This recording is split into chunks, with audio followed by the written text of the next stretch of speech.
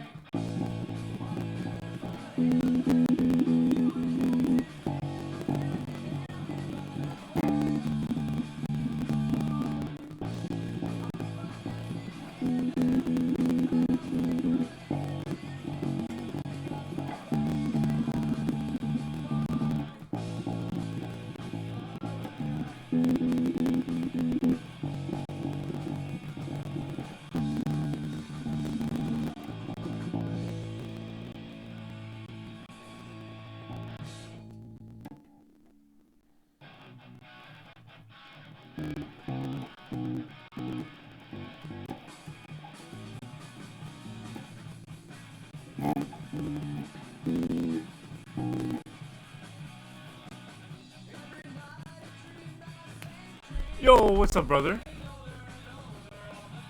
Oh, really? Yo, what's up, Nettie Jones? Welcome, welcome. Welcome, Nettie Jones. What's up, Tota Bro?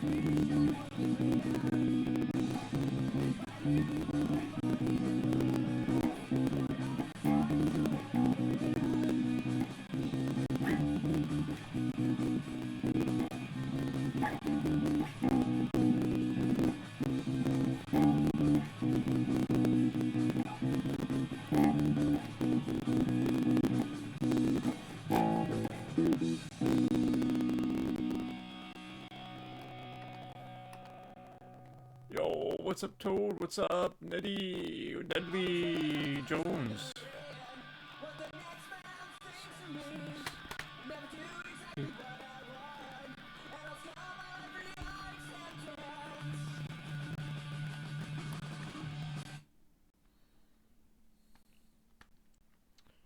The judge's daughter? Road to acceptance.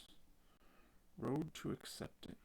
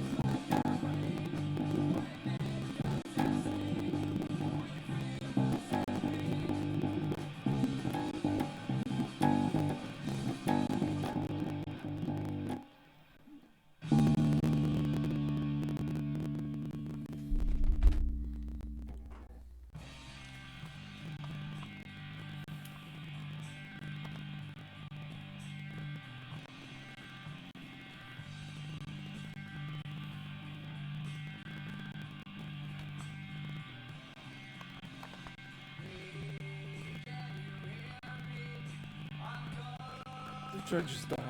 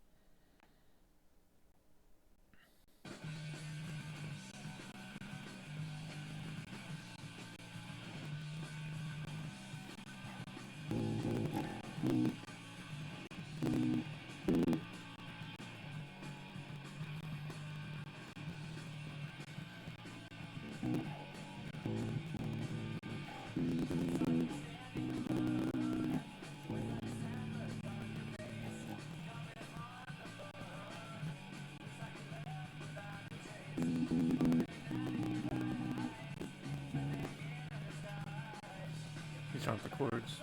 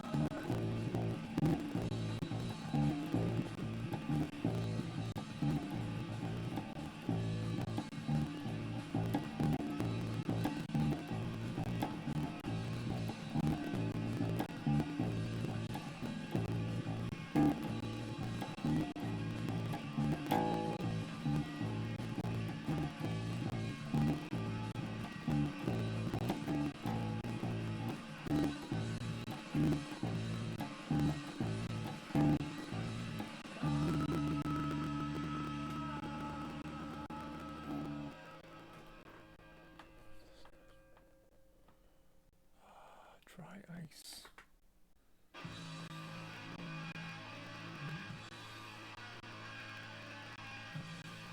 I don't have the notes for this either.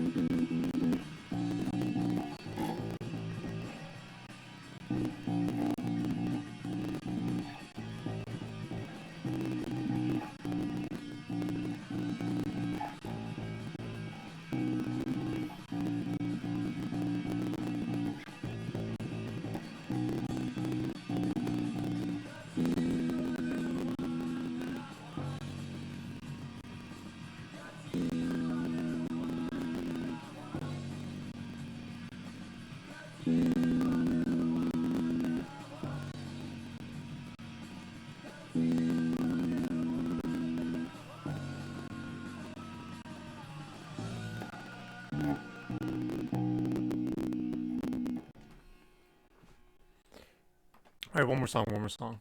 Thanks for being here. Thanks, brothers. One more.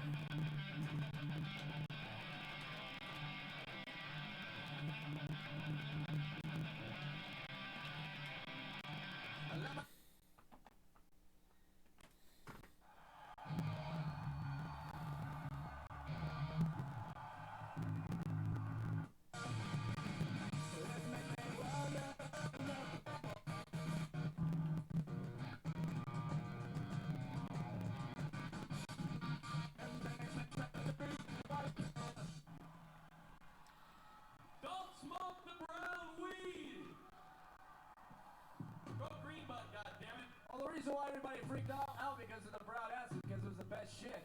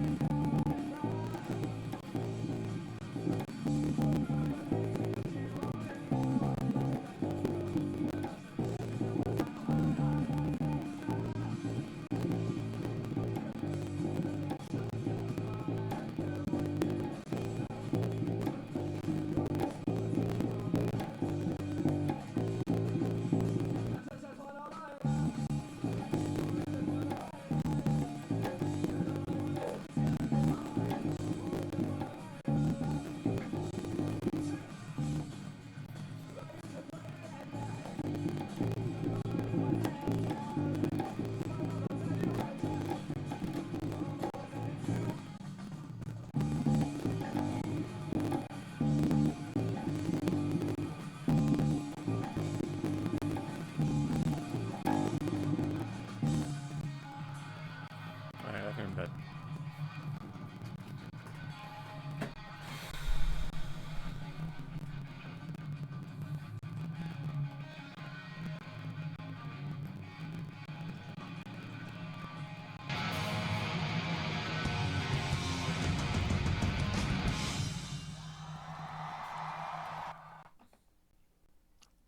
Not to better understand Hitler, which is now what 13-year-olds are doing. But what was he like? Let's just go to Great Adventure. Stop talking about Hitler all the time. You're 14. But why did he do the things he did? Don't you ever wonder that? Enough! Let's go on the Scream Machine. So, Batman the Ride was a good ride. And my point is, if you're on a Delta flight, okay, and it lands upside down, you should get more than $30,000. You should get to fly free for the rest of your life on that shit airline, which is a shit airline, Delta. It is shit. By the way, like all American carriers, they're shit. And they treat you like garbage. And they treat their employees like garbage, and their employees in turn treat you like garbage. Everyone's treating everyone like garbage. And the only reason you tolerate being treated like garbage on an American carrier is because you look at the employees and they look like they're being tortured too. You go, well, they look horrible. That woman has frazzled hair, and she's old, and she's limping down the aisle. And she's a cunt, but you know what? You go, she's had a horrible life. So I'll tolerate her being a bitch to me because her life sucks. It is a terrible, terrible, terrible thing to travel in this country. And you should get to fly free. Delta should go, we will give you a ticket you now for the rest of your miserable lives. Get to fly free on our shit airline that may or may not land. But you're in it for free. You don't have to pay to see a woman, a flight attendant with lupus, tell you that there's no more of the beef entree and you have to take the chicken bowl, whatever the fuck that is. So, I mean, let's get a nice video up of this accident. I want to see the landing and I want to see the plane flip over. $30,000. And Delta goes, oh, we'll give it to you with no strings attached. You're damn right you will, you whore. It's 30 grand. It's nothing. I'm hanging from the ceiling of the plane because you flipped it over. $30,000 cannot do any. Now, I know I'm out of touch.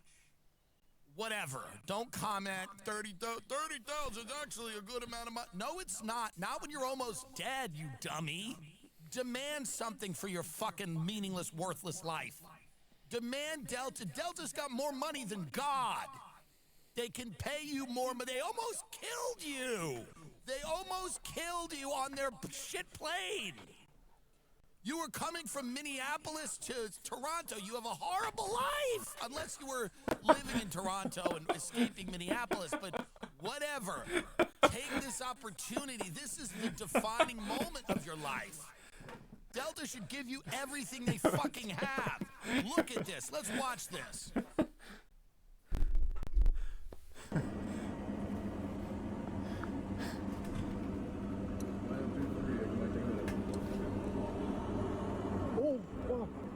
Oh, fuck. Oh, no. Oh, no. Oh, no. Who the fuck is watching it? Oh, no. Oh, no. There you go. 30 grand, by the way. $30,000. Play, and I have it on my Instagram. If you can't find it anywhere else, there is a video of the people hopping out of the plane.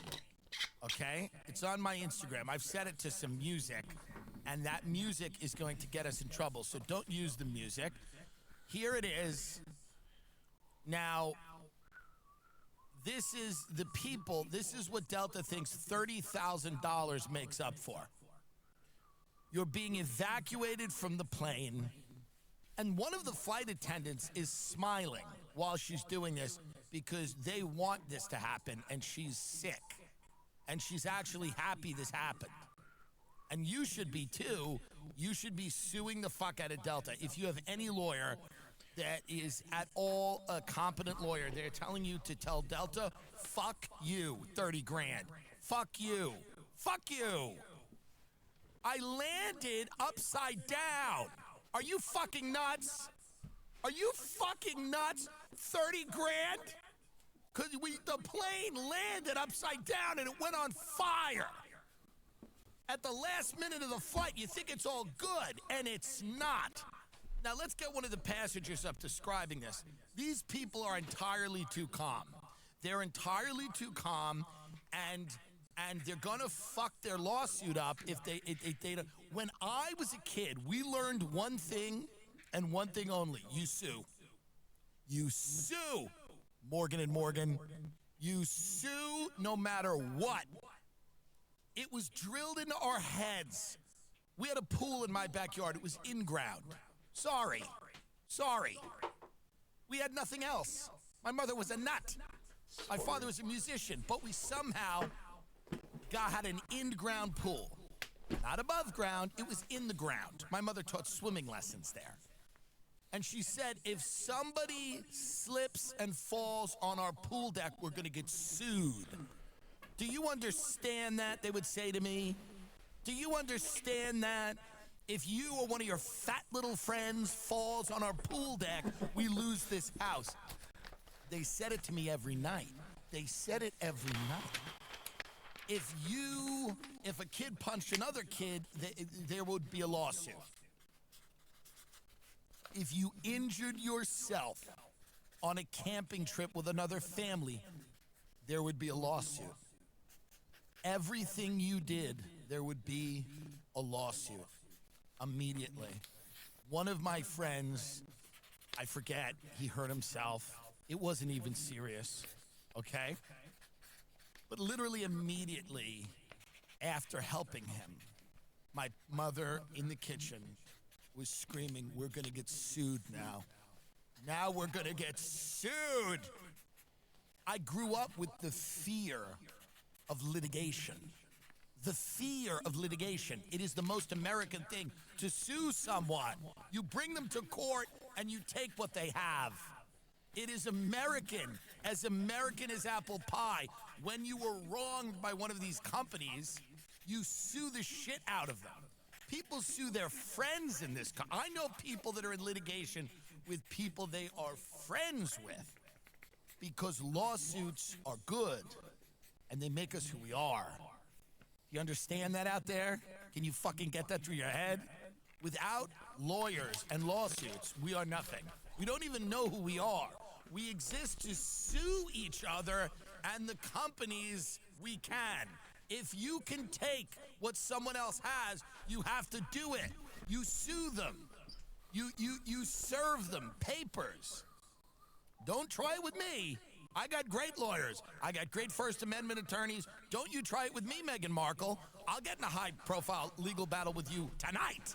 Don't try it with me, you hussy. Now, look at this fool.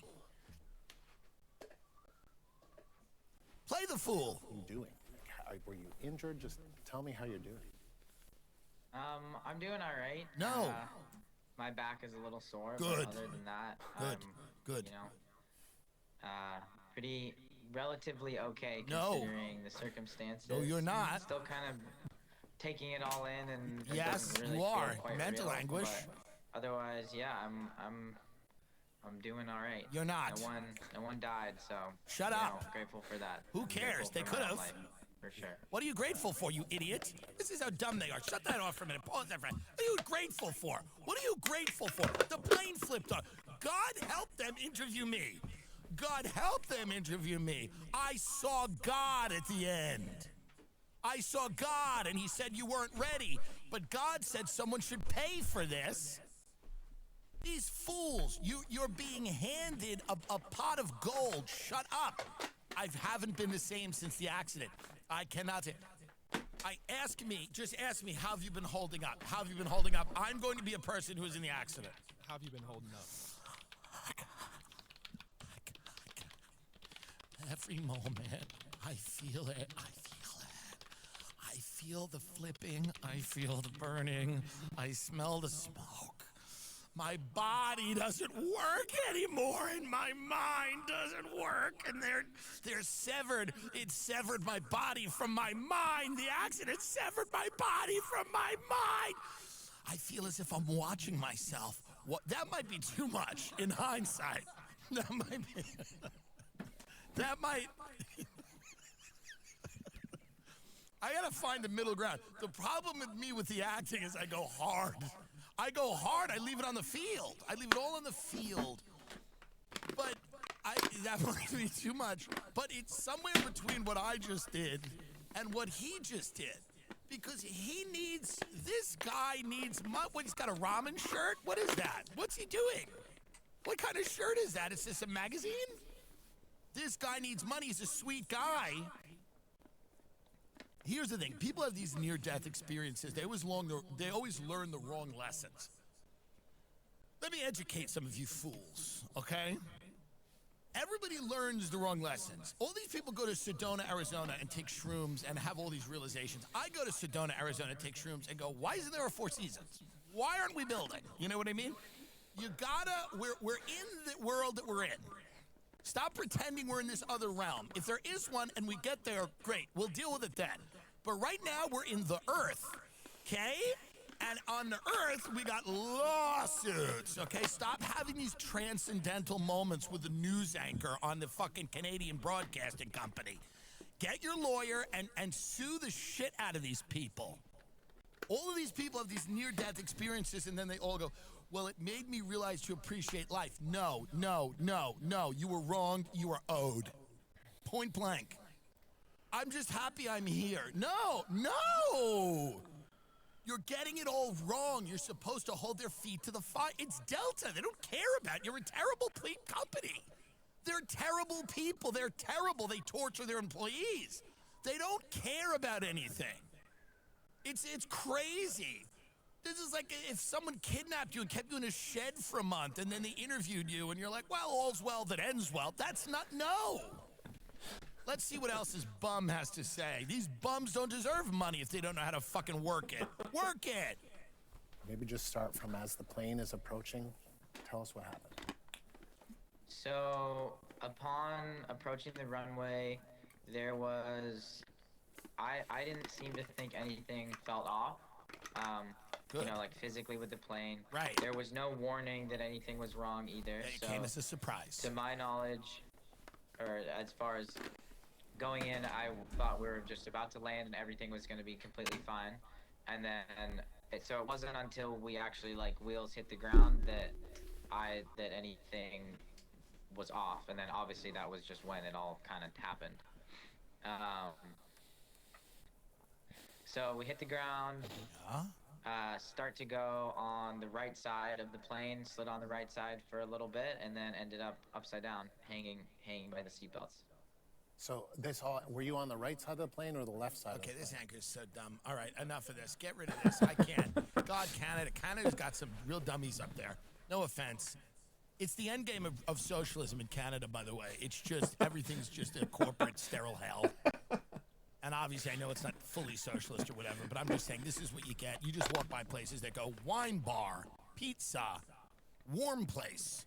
Do you want to go to warm place? Do you like warm place? It's just all, and this is the citizenry, by the way. This is what you get up there. Well, the plane was doing good, and then it exploded. And then the news anchor's like, so did you have the snack on the plane? Did you partake of the cookie? It's just the most banal. And I just got back from Canada. We did a bunch of theaters up there. I love it. Vancouver's stunning. I like Toronto. I liked it. It's becoming a very dark and criminal country with an elite that sort of runs drugs and traffics people and minerals. And I think that's fun. And the Northern Territory is very interesting to me. The Yukon and places like that. You could go see the Northern Lights. I didn't have the time. Whatever, bygones. But there are things about it that I like. I don't like poutine. I think it's shit. And, but I like it, and I liked it. Everyone came out. for it. The podcast is brought to you by Stash. Saving and investing can feel impossible. With Stash, it's not just a reality, it's easy. Stash isn't just an investing app. It's a registered investment advisor that combines automated investing with dependable financial strategies to help you reach your goals faster. They'll provide you with personalized advice on what to invest in based on your goals. Or if you just want to sit back and watch your money go to work, you can opt into their award-winning expert-managed portfolio that picks stocks for you. Stash has helped millions of Americans reach their financial goals, and it starts at just $3 per month. Don't let your savings sit around. Make it work harder for you. Go to get.stash.com/Tim to see how you can receive $25 towards your first stock purchase and to view important disclosures. That's get.stash.com/Tim.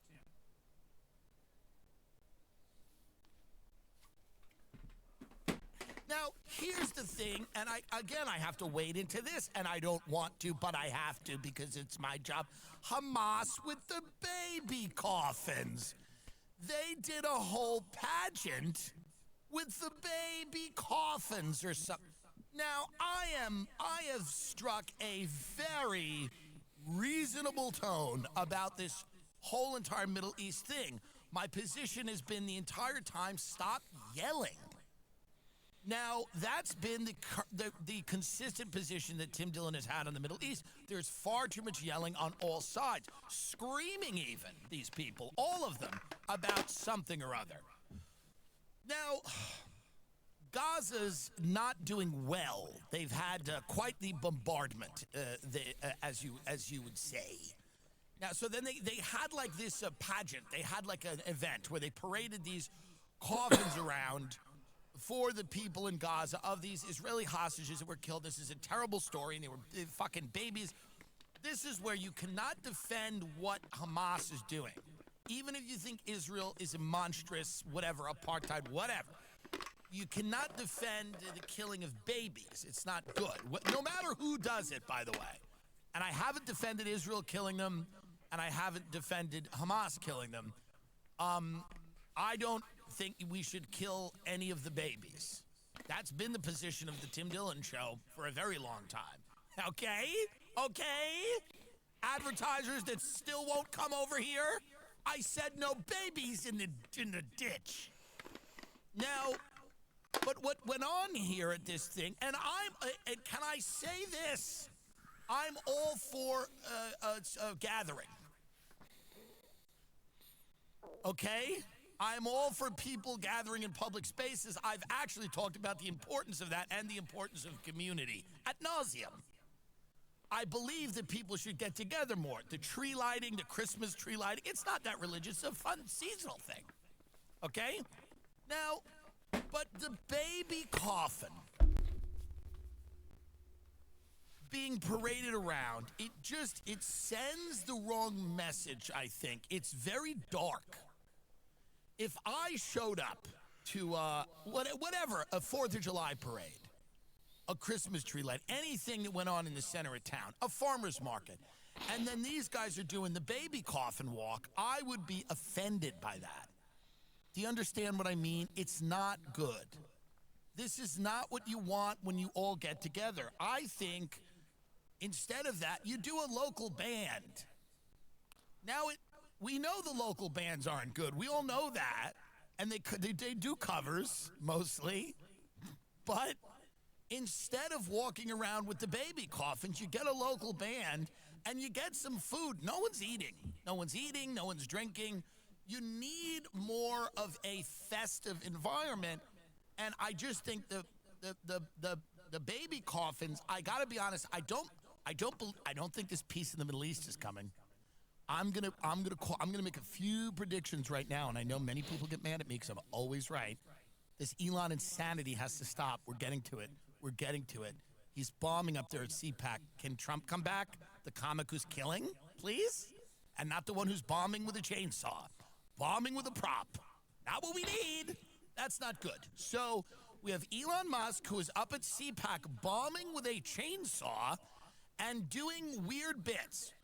Now, Steve Bannon, who's not a liberal and didn't love his little Nazi salute, I don't know why, and I'm going to interview him soon, and I like a lot of what he says. I don't know why he did that. I don't know why they're doing this Roman salute, and I'm not going to do it right now.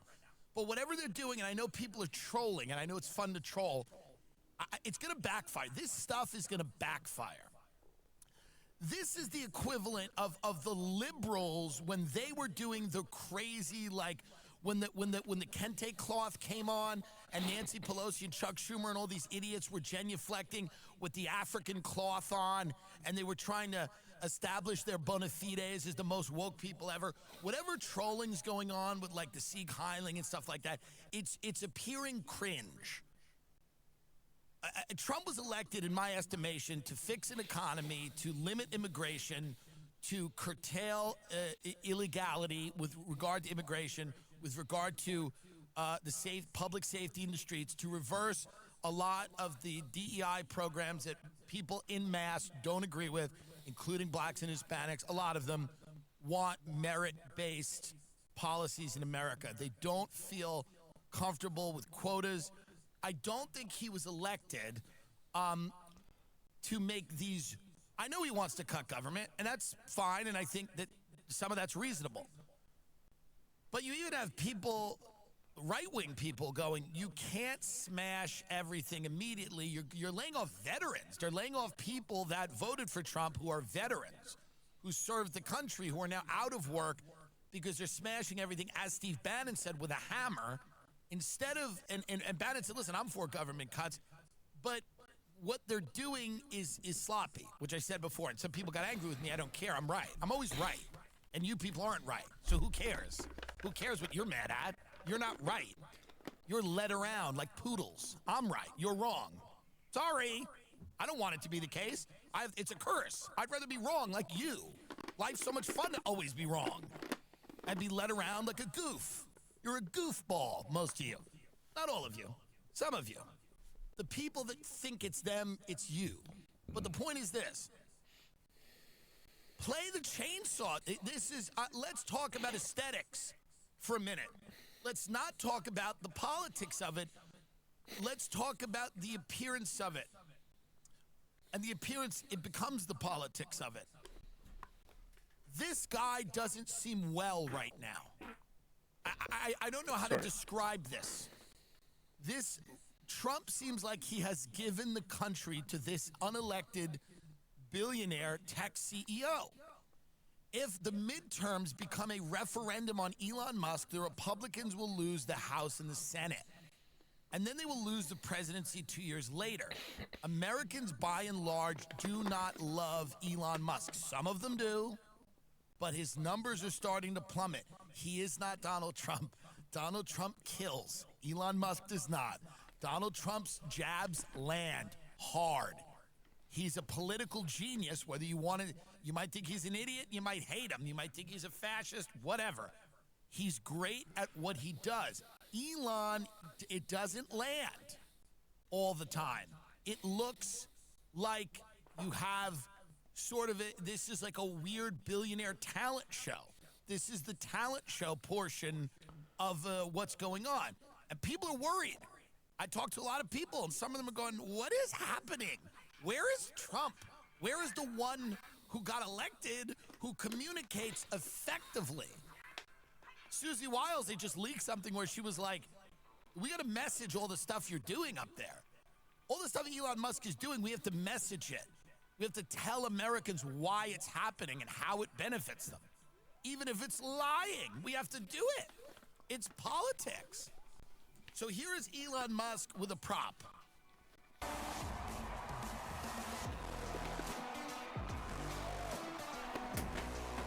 He's so high. I do respect how high he is. I do miss and love drugs.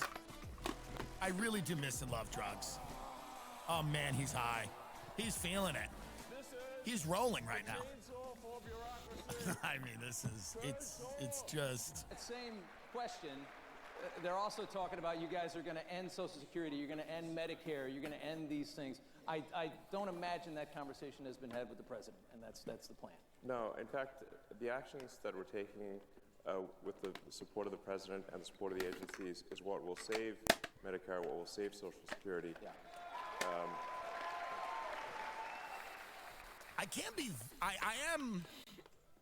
I'm heavily critical of I do like the glass glasses, and he is clearly copying me, and I If all the money don't is hate spent that. on paying interest on debt, there's no money left for anything. Yeah. Can we say that without the chainsaw and your 2-year-old in the White House and all that? Is there a way to do that? Can you play the meme thing where he goes, I've become meme, and it just doesn't land, and you're like, oh boy. We need Trump saying this, by the way. We need Trump more front and center. This guy can't be the only person that we see every day. I mean, it just can't, this is not feasible that you elect one guy and then, here we go.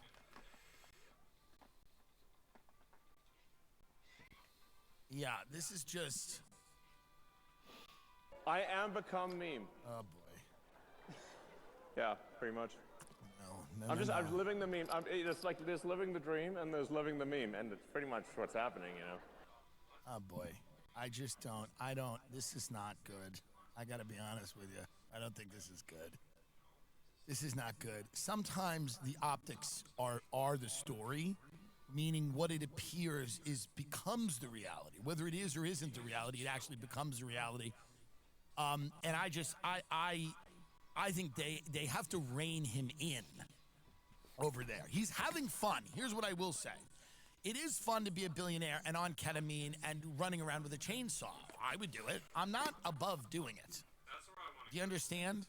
I'm not saying I'd make the cuts he's making. I don't know all of the cuts. Some of the cuts seem to make sense. Some of them don't. They're getting rid of a lot of IRS people. I do kind of agree with that. Personally, I don't need everyone looking into where I am. Where am I? Who knows? Where do I live? Whose business is it of yours where I live? I live in a different realm. But I just think this insane, like, his appearance, which is, I guess, like the sunglasses and everything, kind of what I'm doing. I'm a comedian who has a podcast on the internet where I talk about things. He is a special advisor to the president.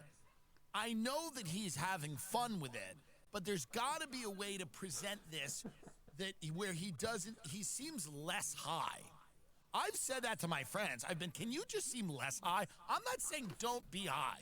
Some of my friends cannot function without drugs. I don't even want to be near them without drugs. I just mean be less high. Just be less high. Not high. Less high. Less high. There's a lot. Just don't like tweak out in front of people. I used to be really fucked up all the time. I would sit at my desk in the mortgage company, and I'd be coked out of my guts, and I'd be having drips, you know, and I would just be kind of like, and people would be like, hey man, you're like really high. And I think, just look at him there a little bit. He seems a little high. Just be a little less high. I'm just saying, walking out on stage with sunglasses and a chainsaw is a little bit of a tell. It's a little bit of a tell that you might be. And I've tried to get him on the show, and I'd have a convo with him. I don't think he'd do it. I'd have a convo with him, and we'd be very respectful and just go, what's going on? You know what I mean? We could sit here in sunglasses. He gives me a chainsaw. We both have chainsaws. Maybe we'll do that. It's just we desperately need, I think, in this country at the moment, people that feel somewhat sober. That's all. That's all I'm saying. Whether they are high on ideas or actual drugs, I don't know. But we need sobriety in this country. We need somebody who's sober. Like, we need a dad to come, like, to just go, hey man, here's the reality. You're out of control right now. You're absolutely out of control. And we need that. But this is a dad who himself is a little out of control, I think. I think you come home and you see dad with sunglasses and a chainsaw, and you go, my dad's is going through something. Like, this is like a dad where you would tell your friends before you brought them into your house, my dad's going through something. We don't know what it is, but he's going through something. But we need somebody who's sober. And Bannon made a good point. These oligarchs are going to use Trump the way they use Isn't it funny that all these tech people were left-wing, now they're right-wing? It's almost like they don't believe in anything except their own power. That's what it seems like as an observer. Blue Chew is putting its money where its mouth is and offering you a month free. I mean, guys, how many times do I have to tell you that Blue Chew is the way to go? Blue Chew is a unique online service that gets you ready for the big night or day or morning, okay? Make it a little bigger here. Make it a little bigger. Get it, Blue Chew? Make it bigger, Blue Chew? I'll tell you right now, the process is simple. Sign up at BlueChew.com. Consult with one of their licensed medical providers, and once you're approved, you'll receive your prescription within days. Blue Chew tablets are made in the USA and prepared and shipped directly to your door. You can take them anytime, day or night. So you can plan ahead or be ready whenever an opportunity arises. The best part, it's all done online. This means no visits to the doctor's office, no awkward conversations, and no waiting in line at the pharmacy. Does it work? We all love it. We take it. Not even to have sex, just to look at our penis in the middle of the night and go back to sleep. You could be missing out on the best sex of your life. We can all relate to wanting to feel more confident, especially in the bedroom. And Blue Chew can help, okay? We've got a special deal for our listeners. Try your first month of Blue Chew free. Visit BlueChew.com for more details and important safety information. We thank Blue Chew for sponsoring this podcast. Back to these little baby coffins. I don't like them. I was making a point and I got sidetracked. They're having this event in the Palestinian, where are they? What venue is that? Can I sell enough tickets to play it? Sean Malay? How many tickets can I sell here? Can we get this YouTube up, please, of all these, get my agent on the phone. I want to play this venue now. I want to play the baby coffin venue. I want to play it. How many tickets do I have to sell to play this venue? Pre-sale code coffin. A somber and hugely painful day What's for this? This Israel. is very as the militant. bodies of 4 hostages who died in horrent and cruel Hamas. I always wanted to go to Israel to have that shakshuka. It's that breakfast. It's kind of eggs are baking in a thing of tomato. But now I don't. Now look at that venue. How many people do we figure are there? Zoom. Can we zoom? It seems like an outdoor amphitheater type thing that they've, maybe it's just a gathering place. I don't know what it is. Can I do a live from Gaza? Tim Dillon live from Gaza? It would just be a fun show. Live from Gaza, it's Tim Dillon. So now, here's the thing. We all think what's going on over there is horrible. A loss of human life is distressing to a lot of people. No one who's successful, to be honest, but a lot of other people seem bothered. Now, I'm kidding, but here's what I mean by this. It is very difficult to weigh the value. Okay, let's get this up here. I was going to make a brilliant point, but I will in a minute. Let's see this. Let's see this here. Let's watch it.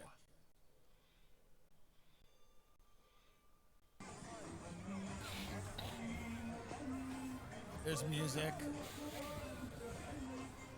There's a Hamas photographer. There's a videographer. Hamas videographer? Hilarious.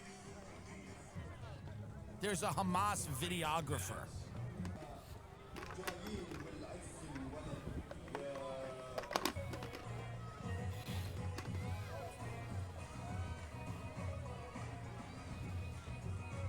I mean, this beat, again, not for the killing, just talking about the beat.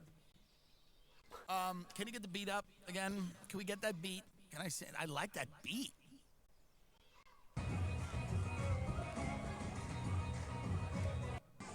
Don't like the coffin. All right, get the coffin out. Get the coffin out. It's depressing.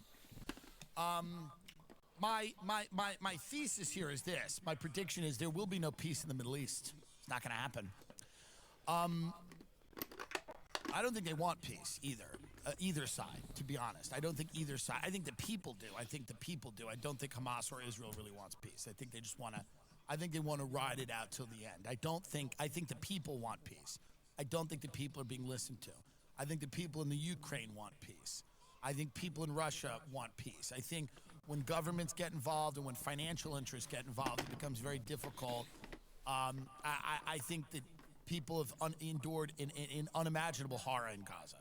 And I think the families that were kidnapped and were killed in Israel have endured an unimaginable amount of horror on October 7th, okay? And I think that at the end of the day, it is very hard to put yourself in the position of any of those people who are directly affected. You know? I'm not a person that was at a rave and ended up in a tunnel, okay? I am not a person who watched my kids vaporized in front of my eyes in Gaza. All of these people are forever going to hate the people that are responsible for those atrocities. There's never going to be, and here's what this all comes down to, truly. I am not making enough money. I should make more money for what I do. I am not paid enough money. I should be a multi-millionaire for what I do. And I'm not. And it's disgusting. And it's a shame. And I don't see a way for me to make more money from this Israel-Gaza war. I think I'm tapped on it. There doesn't seem to be a way for me to get my beak wet in Israel-Gaza. Maybe a little Russia-Ukraine, because Russia was handing out a couple of pesos a few years ago, and they're not anymore. Somehow I didn't get on that train, okay? What I'm saying is this: there's a lot of tragedy in the world, okay? And I am wondering, how can I add value, as Gary Vee would say to this? How do I add value to this Hamas thing with the Israelis? And I just don't see, I'm recusing myself as a commentator from this particular issue. I will still cover it, but I cannot cover it with any real, because here's the reality. I'm not being paid enough money for this. I need more money.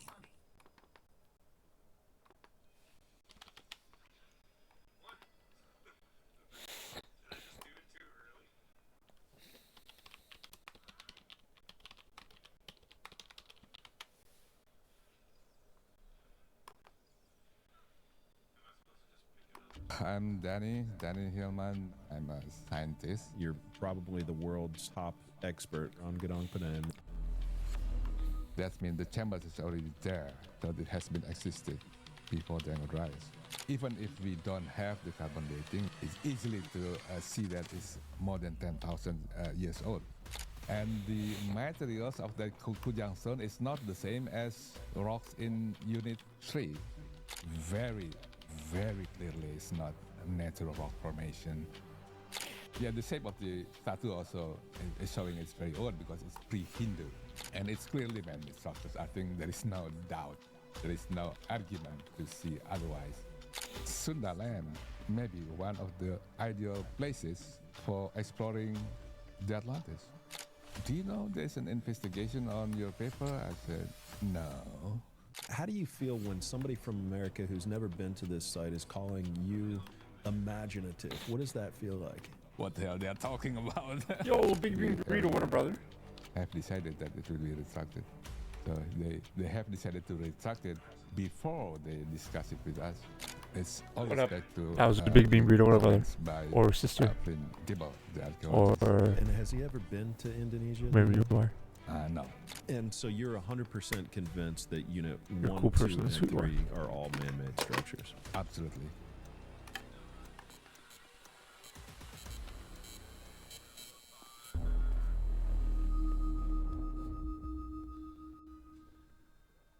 Well, thank you for flying across the world to come be here on the Limitless podcast. Very long flight. It is, yeah. I don't know, 30 hours. Was it really? Including the stopping, 25 hours. maybe. Wow. Yeah. Wow. Okay. Yeah. Well, thank you. I appreciate it. Appreciate Thank you you. very much, yeah. Appreciate your time. Appreciate you being My here. pleasure. You've got an incredible story to tell.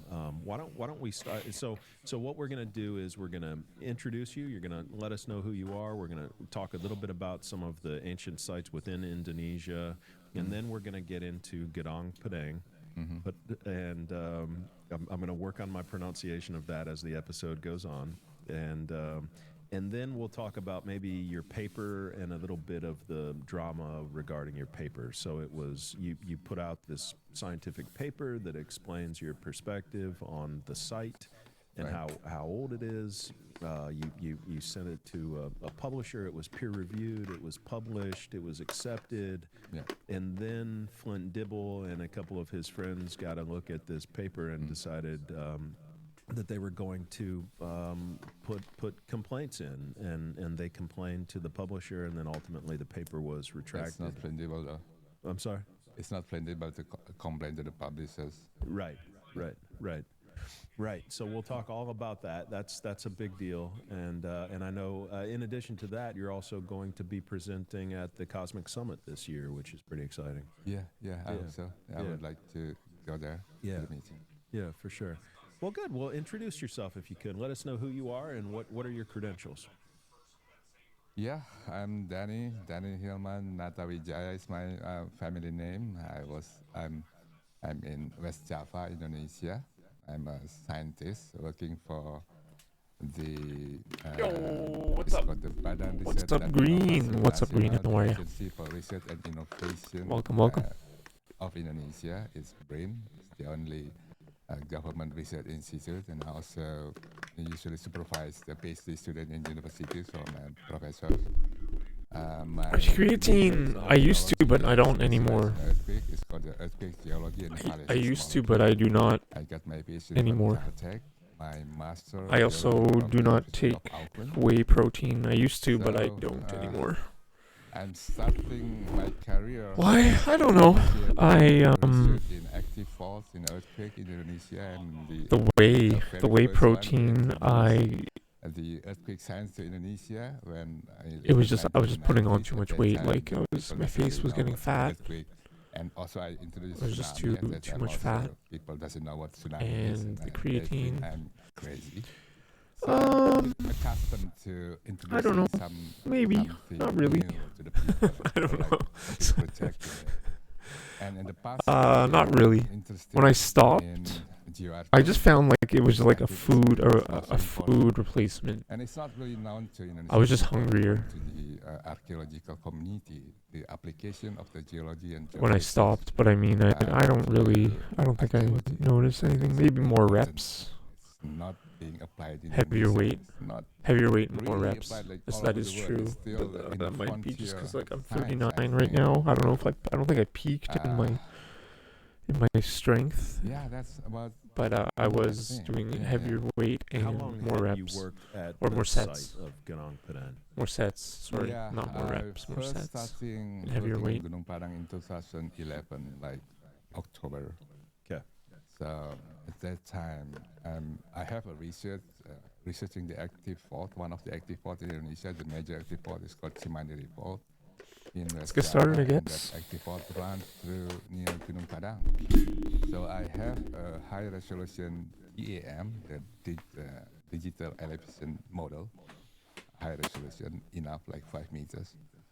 So at that time, I've been like looking at the Gunung Padang. It's like a peculiar morphology, a landscape, because it looks like very young. What I'm saying young is like thousands of years age, like tens of thousands years age maybe, compared to the surrounding very old rocks, tertiary volcanic rocks, which is like millions of years old. So I think why this hill looks very young, and the shape is very interesting, like a symmetric shape. It's very stand out. And I found out in the internet there's a megalithic site on top of the hill. So I checking it. So that megalithic hill has been like discovered like very long time ago in the Dutch colonialism, is the 1850s, and then by geology, and then in 1917, I think, the Dutch archaeologist also has a note on this Gunung Padang as a megalithic site on top of the hill, and he said that it might be like an ancient cemetery. But after that, there is no research on that. It's just like forgotten until a local people in 1979 reported to the local government that there is something on top of the hill, like an archaeological site. So in 1980, the government, the archaeology began starting to study that hill. So then in 1985, the Gunung Padang become the provincial archaeological site. There's a provincial archaeological site and there's a national heritage, you know. So in 1985, the Gunung Padang is a provincial heritage level. So the works of the archaeology in Gunung Padang is like from 1985 to 1990, I think. But then it's like forgotten. It's not really known to people. So until in 2011, I look into that and do some small research. And I also at that time, I tell my friend who is very close to the president at that time, Andi Arief is the special staff for the Susilo Bambang Yudhoyono president, that he, for the natural disasters things, which I'm like in my major field, so that's why I know Andi Arief, the special staff of the president, and I tell them about this ancient site, and he's very interested, and he helped me organize things. Not really give me a big money, no, it just facilitate me, getting a permission and stuff. So that's it. So I surveyed Gunung Padang, and I have some results, very interesting results indicating some man-made structures there. At first, I would like to keep it silent. I don't want to tell people prematurely. I would like to research that seriously first, and then tell later after the publication. But well, Andi Arief is a political guy who would like to tell something to the public, for excitement. I don't know. But the thing is, he tell people about our research in Gunung Padang, and it's become viral. Everyone is talking about that. So the controversy also starting when we are doing the survey. So we are doing the survey in Gunung Padang from 2011 to 2014. So 3 years, very intensive survey, using all kind of methods in geology. That include the core drilling, trenching archaeology also, because we also have the archaeology team in my team. It's a big team. Geophysics, archaeology. Even we also have the expert in civil engineers and architect. How many people on your team? As you see on the authors of the paper, is I don't remember, 9 people. But the thing is, it's only a leader of the particular works. For the geophysics, we have Professor Bagus Endra, just one person, but actually he has a team also, lots of students, and also his colleagues helping him doing a survey. But we don't write all the things that involved in the survey, just the leaders of the people. But still, 9 people in the 9, a big authorship on the people. So it's lots of people. So it was called an archaeological site in 1980 or 1985. It was labeled since 1985. Yes. Okay. It's a provincial heritage. So that means it was man-made, right? Oh yes. They're already accepting it's a man-made, but it's only one layer. Uh-huh. Yeah. So the first layer, the unit 1 is what they're accepting, and there's that's right. There's 3 units, and also it's just in the top of the hill, because our archaeological team find out that the rock terraces is not just in top of the hill, but it's spreading downhill also. So it's also big. Okay. Yeah. Okay, so that's it. That's the site. Yes. And you're there. You're exploring the site. You're attempting to figure out whether or not Unit 2 and Unit 3 are also man-made. This is very important picture that I'm giving here. So in 1985 until 2011, before us, the archaeology only recognized that green structures, the Unit 1. So that is the problem. But the other elements, like Unit 2, they don't recognize it as the man-made structures. That thing is an outcrop, a natural geological rocks. That is the great mistake of interpretation. But as you see, just from the shape, the yellow one, actually the main structures of that rock terraces. So the green one is on the envelope, the yellow one on the side, and also they put the thin soil on the top of that yellow structures. So if you dig that T1, is terrace one, the soil that cover unit 2 is only like a few tenths of centimeters. So that was put there by humans. Yes. Yeah. So just from the visual observation, they should recognize that the site has two phases of the construction, yellow and green.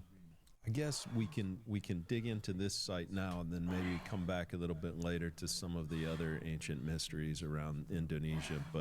But there's a lot of old sites in Indonesia. There's a lot of sites that date back to like we don't know when they We date don't back know to.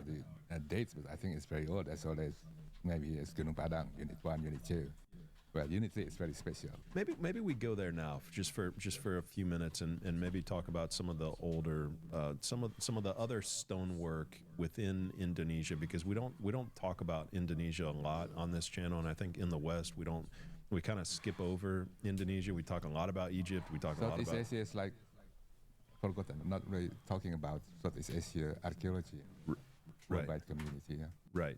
So you're 6 degrees off the Gedong Padang is 6 degrees south. 6 from degrees south equator. of the equator, right? Yeah. So I mean, any time. So humans have been here for at least a couple 100,000 years, and so this equatorial land would have been prime real estate during an ice age, during a time when there was a lot of ice on the Earth. People would have been near at the equator, Yeah. and so this is like prime real estate for It's that. like a paradise, actually, right. a paradise line Right.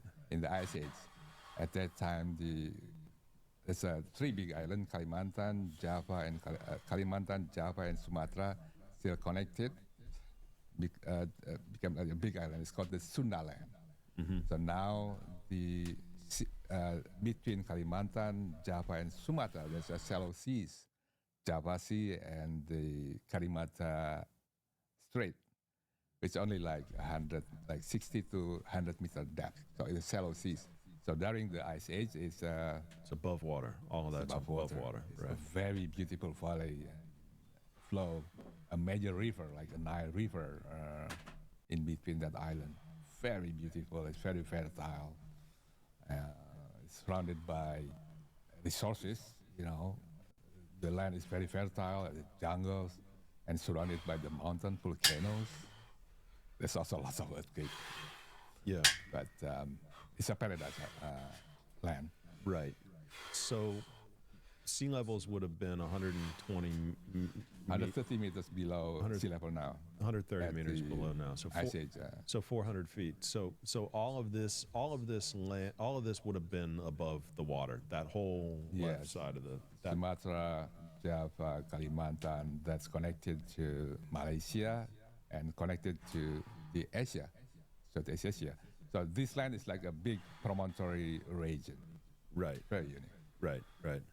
And so if humans were doing anything back in the Ice Age, we would probably see evidence of that via some big monolithic, megalithic stone. Yeah, work, right? absolutely. So Yeah. we are looking at Gunung Padang is one of the highland, but I think the main civilization, I think, is under the sea now. Yeah. right. Yeah. Okay. So yeah, we're gonna need some scuba gear to figure that out. But what we have right now is stuff that's above the water. And could you walk us through a couple? We do have the some water too. Yeah, for sure. Yeah. But could you walk us through some of the ancient megalithic work that's above water, and then maybe Ryan can pull it up as you're talking? Yes. So Gunung Padang is one of them. There are many of them that include the pyramids in Toba that I recently discovered last year, and there are vast megalithic areas in central Sulawesi that looks like similar to the Easter Island, and also Gobekli Tepe, the statues, granites. Lots of them, we have discovered like hundreds of granite statues and Kalamba what you call it, like a fast, big fast, right? But the local archaeologists believe there are still thousands of these granite statues there that still buried under the ground and also hidden in the jungles. This is one of the major megalithic sites, and it's unexplored. We don't know the ages also. And there's also another big megalithic region in Sumatra, in central Sumatra. It's called in the Pasema region. And if you look at the statue, I don't have the pictures here, but it looks like the Olmec statue. Very similar, and it also is not explored yet. That the Pasema megalithic structure you could search on the internet.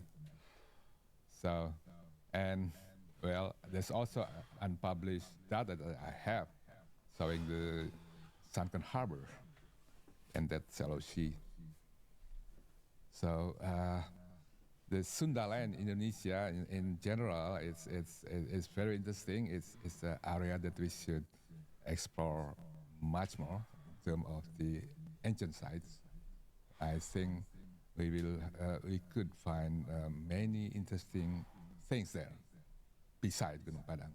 So what would be, besides Gedong Padang, what would be the single most impressive site that you would want to tell people about? So Ryan can pull it up and we can talk about it. Yeah, online I think it's that megalithic sites in central Sulawesi. The place where the megalithic are is called the Bada, Napu, and Besoa valleys, 3 big valleys on the mountainous region. It's a very beautiful region, and it has a granite status. This one, yeah, as the status made from granite, and also that the cylinder fast is also very interesting. The diameter is good up to like 3 meters at the pond, and also there are similar. We call it kalamba, that the cylinder stuff. It also we found it in I think is it in Thailand? Also in India, there are 3 areas in the Southeast Asia has that a similar, similar artifact. The same style, the same style, but I think it's different rocks. So in India it's a sandstone, but in Sulawesi it's a granite. Yeah. But potentially could be the same people. This is called Palindo. Okay. Yeah. So that looks like the Göbekli Tepe stuff. Yes. With the, the hands. Yeah, yeah, and the phallus thing and the. Yeah, that looks very similar to Göbekli Tepe, but there's no so this is granite. So this could be dated through OSL, optical stimulated luminescence or whatever. Yes, that the cosmogenic dating will be very ideal for this. Right. Statue. Right. So as soon as somebody decides, hey, it's a good idea to go to Indonesia and to test these rocks to see how old they actually are, we could find that out. Oh yeah. So what do you think is holding people back from doing that? Is it just because the technology? I think not many people understand that. Not many people are excited as me to find out what is the date of. And well, on the archaeological community, that the cosmogenic dating method is not really known, especially in Indonesia, where most of the archaeology has a background in the social science, not physical science. So they don't really understand how to date that. So the dating of a lot of the sites in Indonesia are supposedly goes back to like 1000 BC or something? Or? Well, like that Kalamba and that statue in central Sulawesi, there's no dates, but the general agreement between archaeology is dated back like 2500 BCA, something like that. Okay. Yeah. That's where they put everything. Yeah, it's connected to history when they believe there's a big migration from Yunnan, the South Asia to Indonesia, that bringing the cultures down, something like that, and that happened around that time. So it's just relating to the history that they know, not really based on actual dating. So you think this stuff is older or could be older? Oh, I think it's very old. I think it could be as old as Göbekli Tepe. Yeah. Okay. And so, yeah, I mean, it's very similar. Yeah, very similar depictions of the human arms on the body and the phallus and yeah, even the eyes. Yeah, the shape of the statue also is showing it's very old because it's pre-Hindu Buddha. Right, right. And potentially a tie-in to like even Easter Island, maybe there. I think so. Yeah, I would think so, yeah. yeah. And I think Easter Island doesn't have a good date also. No, I agree. Okay, so what other sites before we get on to Gedong Padang? The Toba maybe, Toba pyramids. That's also very interesting because it's grande, it's large structures. And it's like recently discovered. I think this is the, very important finding in Indonesia since Independence Day, I think. But well, still, the Indonesian government, doesn't really put interest on that. But I need some fund and permission to continue research. Actually, I did some survey here, primarily, conducting that electric tomography survey here, and also I have some samples to be dated, but I can't do that because I don't have money to send the samples to Florida, actually. Oh, with really? Analytic, yeah. I'm still looking for some fund to do that. I think the age of these rock terraces would be similar to the unit one of Gunung Padang, I would guessing, like 3,000 to 4,000 BCE, but it is potential to have an older layers beneath it, according to our survey. It is very amazing sites. It's large. There are 3 large structures like this. The largest one has the height of 120 meters from the bottom. And it's clearly man-made structures. I think there is no doubt. There is no argument to see otherwise. It's not known because at the first time, like you see here, it's like camouflage from the surrounding natures. So in geology, we call it like a triangular shape. A triangular shape is a natural one. It looks like it, but if you look very carefully, it's not a triangular shape at all. It's made by rock terraces. And it's close to the heritage site here, actually. It's close to the King Palace here in Toba, Sisingawangaraja King. So it's just in front of that, in the same valley. But it's very surprising that nobody noticed that until we found it. So that's also a very interesting site to be explored. So how many more structures are there that are still hidden underneath And the in jungle? between that pyramid, there are lots of megalithic structures. Yeah.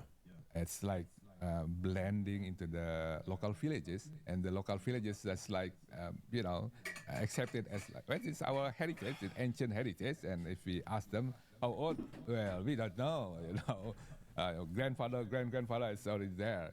But so if there's a study, if we mapping all these megalithic sites and also the pyramids, if we just like clearing all the trees, wow, it will be just like amazing megalithic areas. Right. And not just for science, but also for tourism. Right. Exactly. Very high potential, this one. Right. Yeah. Right. Yeah. So you're in favor of clearing the jungle and cleaning it up and restoring it and figuring out what's there. Yes, but I think the first step, we have to do the LiDAR before the clearing, so we know before we clearing it. Yeah. Right. Right. LiDAR mapping. Yeah, it looks like it's in a beautiful part of Indonesia at a high spot that's like right by a lake that's like waterfront property, I mean, it's just perfect. It's beautiful. It's a beautiful location. It's makes total sense that there would be some ancient structure there that we've, just been ignoring for thousands of years. Right. Yeah. Anything else in Indonesia that jumps out? Yes, we have a data, an underwater data showing the sunken harbor, which is very exciting. I'm still looking for, a research grant to do that, the ocean exploration. it's a sunken harbor. It's like 5 kilometers wide. It's really exciting. I would like to really know that really a sunken harbor. I mean, it's from the high resolution short bathymetry in Sunda Strait. Yeah, this is a sunken harbor. We haven't published it. We are still looking for, you know, a fund to do the marine exploration here, just to find out. That's the blue one is the suspected sunken harbor. That is about 150 meters below the sea level, and the green one that's surrounding that the blue is about 60 meters below the sea level now. If you look into that rectangular shape of that blue, and I have consulted with my friend has consulted with the harbor engineers, and they think that it's not natural at all. Me, geologist, also doesn't think that it's a natural phenomena. So it is very potential that it is a sunken harbor. So if you look into the depth, about 60 meter depth, that means this harbor should be as old as like 12,000 years ago. And do we have any images from underwater? Oh yes, yes, I have the original data of that, and it's not just that. There are lots of many interesting things that come up from that the underwater survey. We have this data. It's not we are exploring the sunken harbor because it's a plan to have a bridge between Java and Sumatra crossing that area, the Sunda Strait. That's our plan that has been held, that the ocean bridge. So that's why my friend, Gyges here, do this submarine mapping, the multi-beam spots for that bridge. Okay. So a lot of underwater exploration to be done there, and potentially Yes. could find the remnants of an ancient. Yeah, and also there's another underwater data from the Gulf of Thailand after this, from the seismic 3D that's showing the irrigation system, like the irrigation system because it's rectangular, it's not the river flow, not the ancient river, but the irrigation system because it's a rectangular web of water tunnels, water, yeah. So it's showing on the 3D seismic in the Gulf of Thailand. That data is come from the seismic exploration for oil, but the geophysicist from the company is interested in ancient masonry, so he processed the data, the shallow data of the seismic 3D. Like the shallow mean is from the bottom of the sea to like a few hundred meters down. In the oil exploration, usually the data is been like disregarded, just thrown away because they don't need that. They need below it for the oil. So when they process that data, so it's showing that the ancient irrigation system. So you're seeing all these sites. You're seeing these ancient rocks, and we don't know how old they are. But you're saying that you've got all of these sites within Indonesia. We know that that humans were around at this time. We know the Earth would have been populated. We know that humans were here. We're building stuff and doing something. But it's frustrating because all of the quote-unquote experts, the mainstream, the historians, the archaeologists are all saying this stuff is just, maybe 4,000 years old at the most, maybe 5,000 years old, a lot of the structures. And I think a lot of people are questioning that. All over the world, people are questioning that. And they're saying, hey, maybe this stuff is significantly older. And you're looking at these sites in Indonesia and saying the exact same thing, that these sites could be much, much older than what we actually think that they are. And there's a lot of other sites in addition to Gedong Padang that I think is just worth mentioning and worth pointing out, that if there was this civilization, or if we know that there were people there, whether they were civilized or not, they were I guess the question is, what were they doing? What were they building? What were they working with? What were they capable of? And so we see a lot of big megalithic structures around the world, and it's difficult to get a date on those things. It's difficult to really know for sure when they were built. But this is compelling evidence, though. This is compelling evidence that our ancestors were capable of potentially more than what we give them credit for. And so I think with that, why don't we move into the site, into the. I mean, you've written a paper on Gedong Padan, and you're probably the world's top expert on it, I would assume at this point. I mean, Thank you. Yep. I mean, you know it better than anybody, and why don't you start by maybe just walking us through the site itself and what you found there? What are the levels? What are the layers? What is clearly man-made? What are the mysteries? Like, can you walk us through that entire site? Okay, we'll try. Yeah, so Gunung Padang Hill is a hill like 200 meter high from the base of it, from the river. So the Gunung Padang Hill has been surrounded by river flow. It's a branch of the major river in Indonesia. It's called the Cimaderi River. That's a branch of it. So there are a major river in front of the Gunung Padang. So the height of the Gunung Padang from that river to the top of the hill is like 200 meter. And in between that, there's a parking lot about 100 meter below the top. So usually the tourists come to that parking lot and walk up to the top of Gunung Padang, about 100 meters through the rock steps, like, I don't know, 400 meter rocks, 400 steps of rocks through the top. So this site has been known since 1850. The geologists during the Dutch period found it as the archaeological site. And in 1917, the Dutch archaeology, I think the name is Kramp, also found this site, and he interpreted this site to be like ancient cemetery.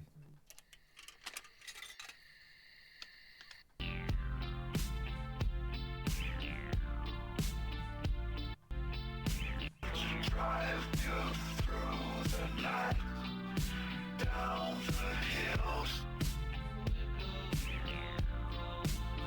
I gotta tell you something you don't want to hear.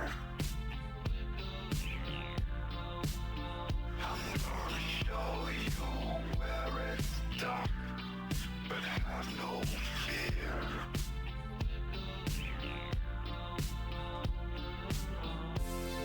There's something inside you. It's hard to explain.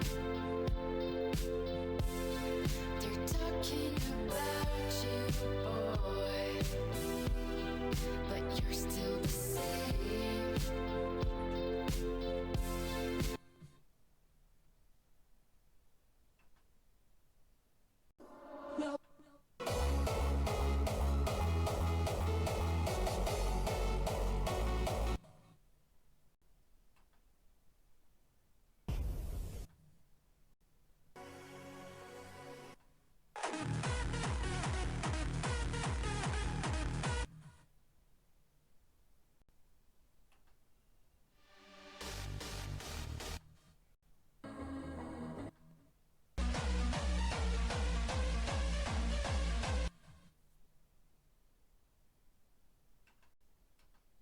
And then, well, that's it. And then, it's forgotten until the local people reported this in 1979.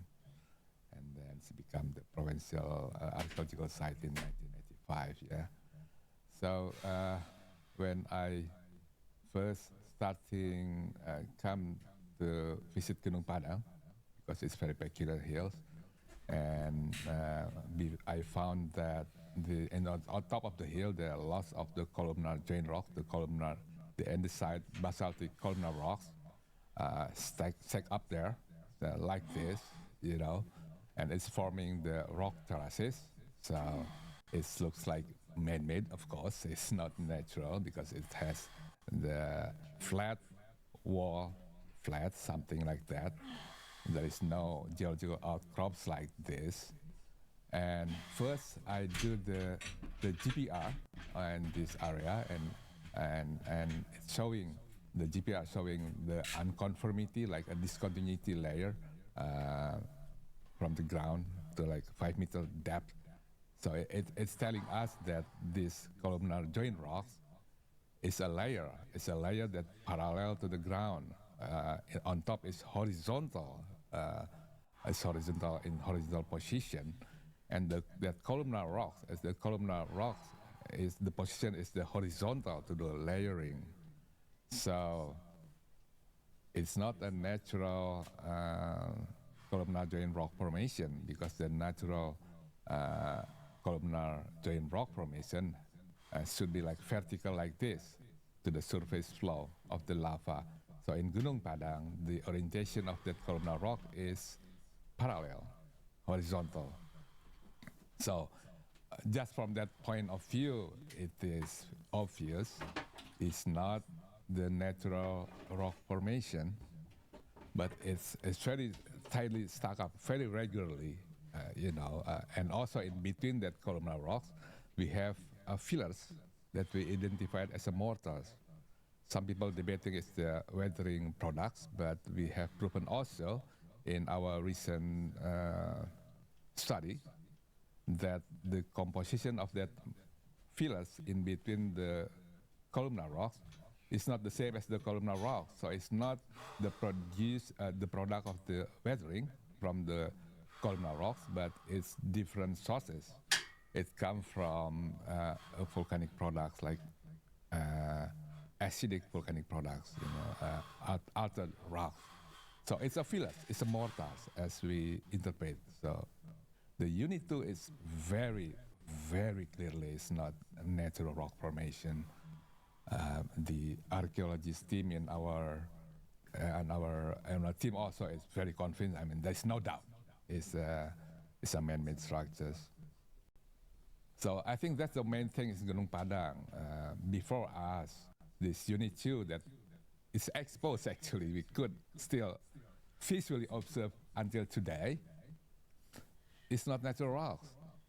It's the construction layers. So just from the visual observation from the ground, we could identify 2 units. Unit 1, the youngest, and Unit 2. Unit 3 also exposed actually. It's on the eastern slope because there are the landslides, the ancient landslides that expose the rocks. So Unit 3 also exposed, but now it's like hidden in the, it's vegetated, right? So on this chart, we have Unit 1, which is in green, and that's clearly man-made. Yeah, everybody accepted as the man-made structures, including all the archaeologists, yes. Right. Yeah. So that's been accepted. Everybody in the world agrees that that's man-made. But then Unit 2 has some geometrical shapes with the rocks. It has a rectangle, it looked like, in a square. The rocks that used to, the rock of the Unit 2 and Unit 1 is similar, the columnar rocks. But Unit 1, the columnar rock is fresher. In Unit 2, the columnar rock is like moderately weathered, means it's older. And also, as you see here, the construction is more advanced than Unit 1. It has a mortar. It's more like regularly, tied. It's just like the construction, the modern construction, and there are lots of artifacts on it. It's no doubt, there's lots of like pegs. Also, we found lots of pegs to strengthening the structures, and it also has like the flat rocks. It's not the columnar, the flat rocks that put there to strengthen the rocks. So it's all of things that indicating the human structures. And also, we also found on the slope, on the west slope, between that columnar rocks, the other rocks, it's not columnar rock, it's a boulder rocks, like a boulder irregular rocks, but it's been arranged, put together with the orientation the same as the columnar rocks. in between the columnar joint rock. It's not going to happen in the natural rock formation. So it's emphasizing more that this is a man-made structure. It's not a natural formation. Okay, so for sure in your mind, human-made, and that's that's a part of Unit 2. Yes. And so so the disagreement between science and your team out there, or I won't even call it science, but a few people within the mainstream is they're saying Unit 1 is man-made, Unit 2 is not man-made. That's right. You're saying Unit 1 and Unit 2 are man-made. Yes. And are you also saying Unit 3 is also man-made? It's also the same as Unit 2, but it's much more weathered. It has been extrapolation, so it's much more weathered. So, like in terms of the degree of weathering, it should be much older than Unit 2. And well, Unit 3 also has lots of features that's showing it's a man-made structures, artifacts, right? Stone artifacts. So you're 100% convinced that Unit 1, 2, and 3 are all man-made structures? Absolutely. Yeah, and that's No doubt. from years of Yes. exploring the place. And you remember, it's not just me. There are like 5 senior geologists in my team, and they're all convinced. We also have archaeology team that also convinced it's a man-made structures. So, and we have lots of evidence. Yeah, yeah. So walk me through your paper then. Yeah, what's the genesis of your paper? Yeah, so the core of the paper is that identification of that 3 man-made layers, Unit 1, Unit 2, and Unit 3. So that structured layer, which envelop the upper part of the hill, so we call it as the pyramid-like structures. Okay, and the degree of weathering of that Unit 1, Unit 2, and Unit 3 is also very different. Unit 1 has a fresh columnar joint rocks.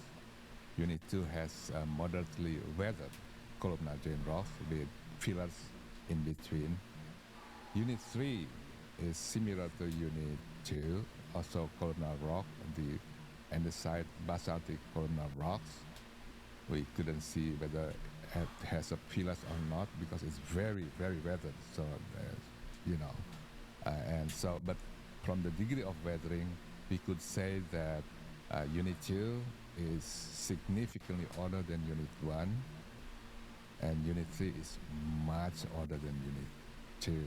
So even if we don't have the carbon dating, we could say that it should be several thousand, or even it's easily to see that it's more than 10,000 years old, based on my experience looking at the degree of weathering in this region.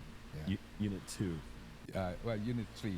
Unit 3 is it should be more than 10,000 years old, just based on the degree of the weathering.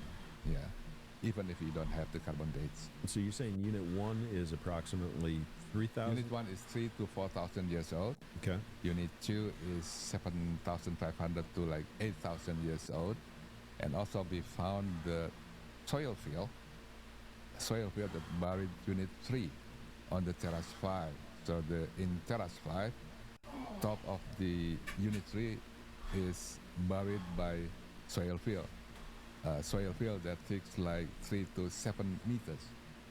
It's not the in situ weathered soil, but it's soil that brought from other thing to that side by human. So it's a soil field, human. It's homogeneous soil, and it has a sharp boundary between soil and the rock. There is no weathering gradation, which also emphasizes it as soil field that's related to human activities. And we date that soil, that's the old soil, to be 10,000 years old.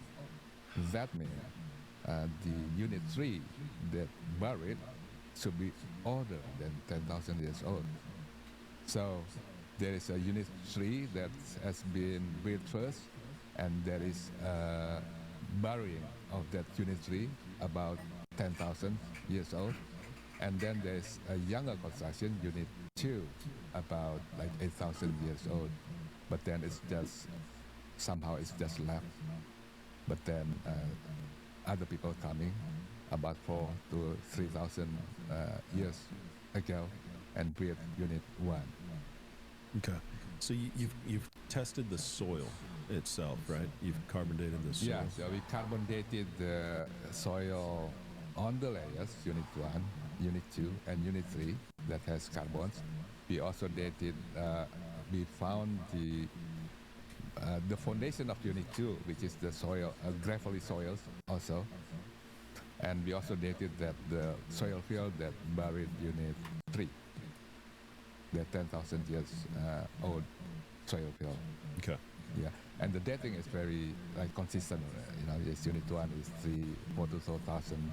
Unit 2 is 7 to 8,000, and Unit 3 is more than 16,000. So it's consistent, and also it's correlates with the degree of the weathering. So I'm not saying it's like a perfect dating. No, I would consider it's like primary carbon date. I have 100 samples at that time. I would like to date them all because I know it's very important, but I don't have money. I only have money just to date 14 samples. And how much does it cost to date a sample? One sample is 650 USD. I dated here in Florida in Beta Analytic. Yeah. Okay. So what do you think, and you found artifacts as well, right? Absolutely, there are lots of artifacts actually. One of them is very, very stand out is because it's the Kujang stone. The Kujang stone has, it's very special because we found this on top of that Unit 3, below the Terrace 5, and it's under that soil field. And the materials of the Kujang stone is not the same as rocks in Unit 3.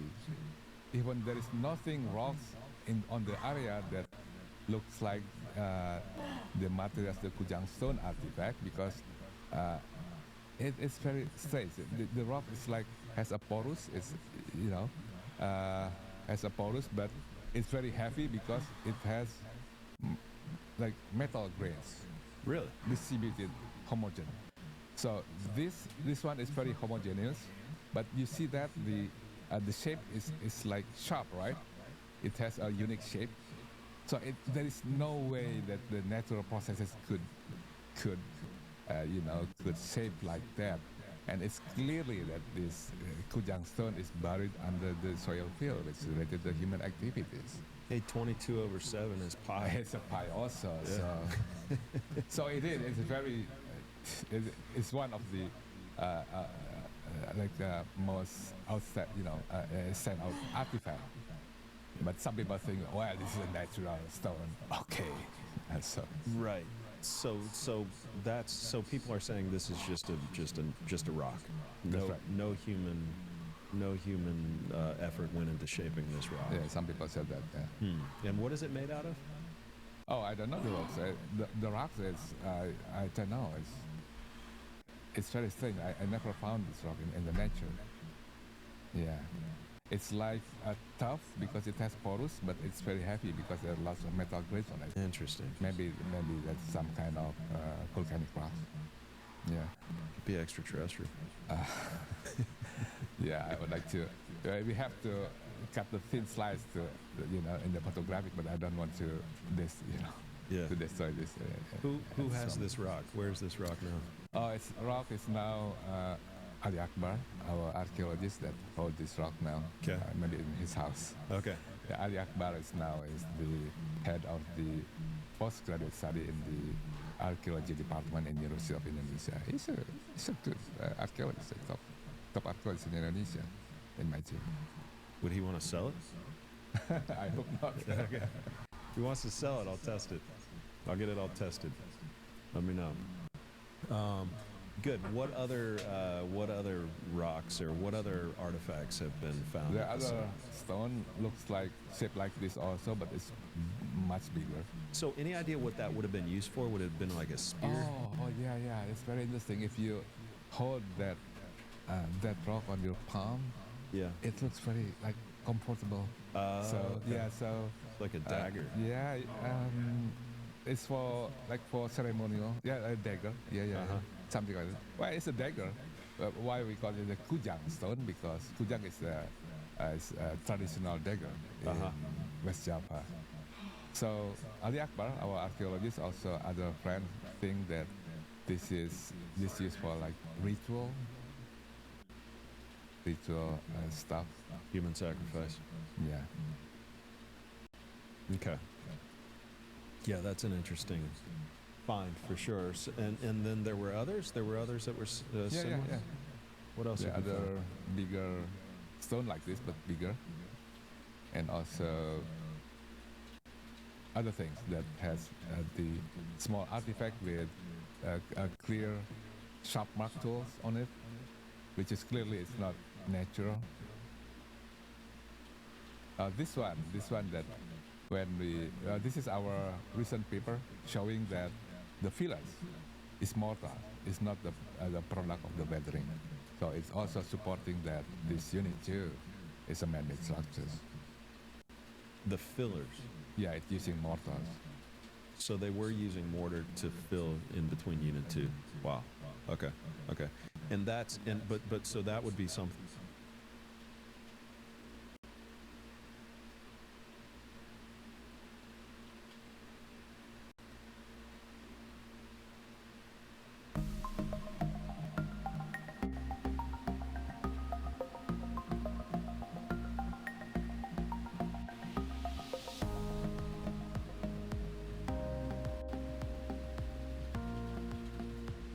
Welcome to Qingdao. Qingdao has been my home for 4 years now, and it's absolutely beautiful. I have made many amazing memories here. People always ask, why Qingdao? Well, let me show you. Qingdao is a coastal city in eastern Shandong province. It is the 15th largest city in China by population. Qingdao is a city of beer and immense history and culture. The cobbled streets, German architecture, welcoming people, and mesmerizing sunsets by the sea are all captivating. Let's not forget about the city's diverse food scene and the vast mountain ranges. Qingdao really does have it all. A vibrant city, yet a calming environment. Beaches to relax and mountains to admire the view. Modern malls alongside local stall vendors. Qingdao doesn't disappoint.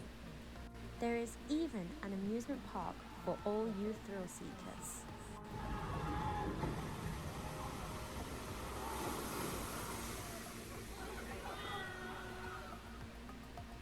In Qingdao, you can indulge in a variety of outdoor activities such as hiking, swimming, cycling along the shoreline, and strolling through local parks.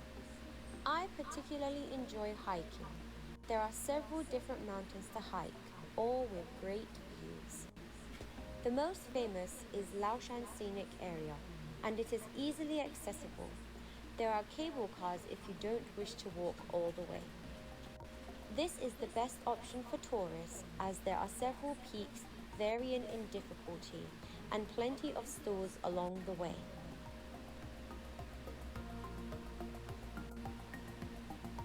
Fushan is a local mountain situated near the city center. It is much smaller than Laoshan and convenient to hike if you are short on time. You can get to the top within 2 hours.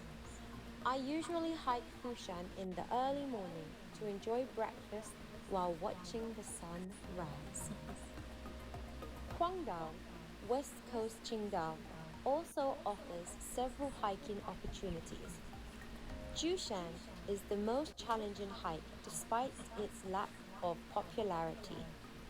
There are no stores and it is quite difficult.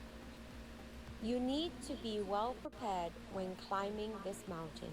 Ensure you have enough water and food supplies. The beauty of hiking this mountain is the chance to really connect with nature. It's quiet and great for recharging the soul. Dude, Qingdao beaches. Swimming is a great option when living so close to the sea. The peak swimming months are June to October. Shilauren is perhaps Qingdao's most impressive bathing beach. The bathing beach has a length of more than 3 kilometers, and there are many tourist attractions. There are many other great beaches in Qingdao, so you should certainly take the time to check them out. Since moving to Qingdao, I have developed a love for cycling. There are loads of bike trails leading into the mountains and around the coast. Each bike route allows you to explore different parts of Qingdao. There is also a great active community, so you are bound to find people who like working out. Running is also hugely popular. There is a yearly marathon in Qingdao. If cycling or running are not your thing, you can walk by the sea or through the largest and oldest park in Qingdao. Zhongshan Park is popular during spring. People Square is located between the municipal government building and Fushan Bay. It is a large red sculpture near the seaside.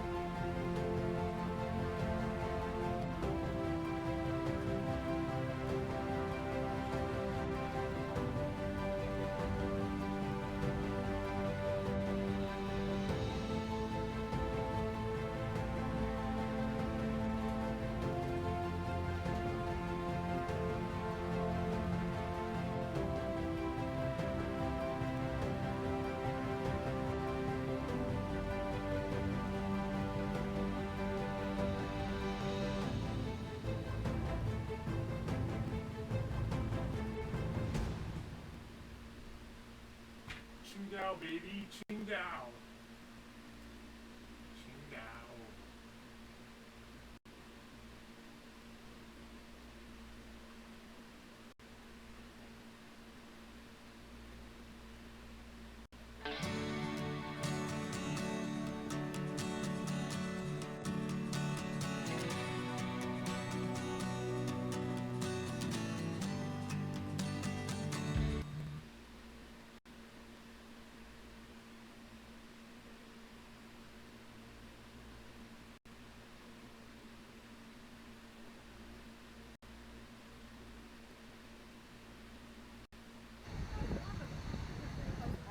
Tramplers, I'm Angie.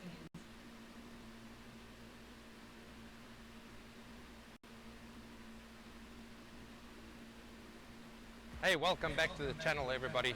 This channel is called This is China. And if you have no clue what I'm doing on this channel, I make videos about China. So we woke up this morning and we decided we're gonna come to the beach today because the weather is just awesome these days. And we decided to get ourselves onto a beach where there's not a lot of people. If you guys don't know where I live in Qingdao, China. It's an ocean city. It's a very, very cool city where you get these old buildings, very European influenced buildings, and you still have that rich Chinese culture. And obviously there's a lot of beaches in this city, but you get these private beaches, such as this one that I'm walking on right now. And it's just lovely. Not a lot of people around you, actually no one around me, there's few people here. And then you get houses and these guest houses on the side where you can come sleep, and it's gonna cost you like 200 RMB. And it's basically you look after yourself, self-catering guest houses. And it's amazing. I mean, you wake up right on the beach, looking at the ocean, and not a lot of people with umbrellas and stuff pitching up right in front of you. It's also amazing scenery. It's like little mountains in front of me. You see, like I said, little bit houses here and there. And then there's like rocks right in the middle of the ocean. So let me tell you the funny story how we got here. This is actually by accident. I use an application on my phone called Didi. So Didi is like an Uber-like application here in China system. You basically book your car online and the car will take you to your destination that you booked it to. But you see, here's the thing, my wife is Chinese and I'm foreign, right? So I've got all my applications basically in English, such as this Didi application. And anyway, so I gave her my phone because I went to go buy myself some lychees for the beach. And she went ahead and she booked our Didi for us. And she set the destination in her great English skill that she has. And an hour and 15 minutes later, we arrived at this place and she was shocked. She was like, all right, this is not actually where I booked the Didi to. But it's so awesome because now we're on a private beach. We discovered this place. So this place is just off the Gold Sand Beach here in Qingdao. It's like, I'll say 15 minutes down south from the Gold Sand Beach, and then you get this place. So we discovered it by accident, and man, I'm super happy at this moment because it feels like we're on an island. A lot of people don't really like this private beaches because, you know, you need to bring a lot of gear and food and stuff like that. Well, it's not actually so, because all I got here is my little tent for us, and my wife is actually busy ordering some Erlenmeyer for us. So you can sit on these private beaches and Erlenmeyer will deliver your food right here on the private beach, wherever the hell you located it to. And that's again another proof that China is so cool and super convenient. And there's no reason people don't want to stay here. I mean, come on. So our plan for today is we're going to hang here on the beach. We're going to let the baby play in the water a little bit, pick up some seashells. We're going to eat, you know, just spend that family time. And the reason being for this is China is so rapidly moving back to normal that I will start work real soon. So we just figured let's spend as much time as possible, because a pandemic is not really something that happens on a yearly basis, right? Personally, I think it's time to get back to work. I want to go back to normal, you know, get a normal, decent salary, have that routine where you wake up, you go to work, you see your kid in the afternoon. You know, the wife is busy cooking food. I just feel it's time for our household to just fall back into normal. And it's so close. It's coming so close to normality. It's low tide at the moment. The tide will come in around 5 o'clock. So I can still walk between these rocks right now, which is freaking awesome. But later I will not be able to walk here. If there's anyone out there that would like to visit Qingdao, trust me, that's a must. This place is amazing. It's fantastic. Remember, this is the capital beer city of China. And the food is just incredible. We have this dish over here called gala. Oh my word, it's amazing. It's traditional Qingdao. Now, this is like a little mussel. Think of a mussel, but it's just smaller. I hope that's what the wife is going to order us today. I definitely don't want to eat burgers on the beach today. So yeah, in this video, I just wanted you guys to hang out with me on this private, awesome, small beach. I will do a lot more videos like this. And I want to say thank you to all the new subscribers that subscribe to my channel. You guys are freaking awesome. and all the old subscribers that normally come back. You guys are pioneers, man. I will be uploading videos very regularly on this channel. And guys, every Saturday morning, you want to be there 9 a.m.